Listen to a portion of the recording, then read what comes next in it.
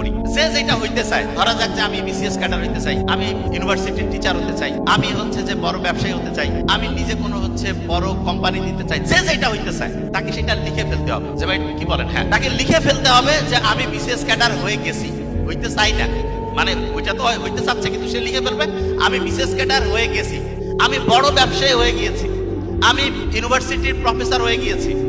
যে যেটা হইতে চায় তাকে সেটা লিখে ফেলতে হবে।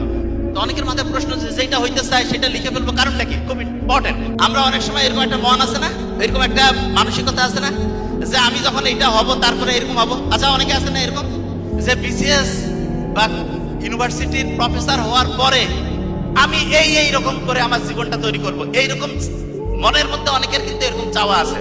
ইন্টারেস্টিং জিনিস, আপনি মনের মধ্যে যখন বলেন যে আমি এটা হইতে চাই, কিন্তু আপনি ওইটা লেখেনও নাই এবং হয়ে গেছে এই চিন্তাটা মাথায় আনেন নাই, হইতে চান লেখেন নাই, তাহলে বিশ্বাস করেন আপনার সফল হওয়ার সম্ভাবনা কত পার্সেন্ট? দাঁড়ান, কত পার্সেন্ট বুঝেন না আমার কথা? প্রতি 100 জনে 4 জন মানুষ অসাধারণ হইতে পারে, একদম অসাধারণ। সেই 4 জন কারা? এইটা নিয়ে সব সময় গবেষণা হয়েছে। এবং ওই যে বললাম হার্ভার্ড বিজনেস স্কুলে যে গবেষণাটা চলছিল সেখানে দেখা গিয়েছে 100 জনের মধ্যে 4 জন ঠিকভাবে লিখছে আমি এটা হইতে চাই, 100 জনের মধ্যে 4 জন লিখছে আমি ওইটা হইতে চাই, এবং ওই রকম হওয়ার জন্য সে কি করছে? গোটাল পরিকল্পনা লিখে ফেলছে। যারা পরিকল্পনা সহ লিখে ফেলবে তারা সফল হবে।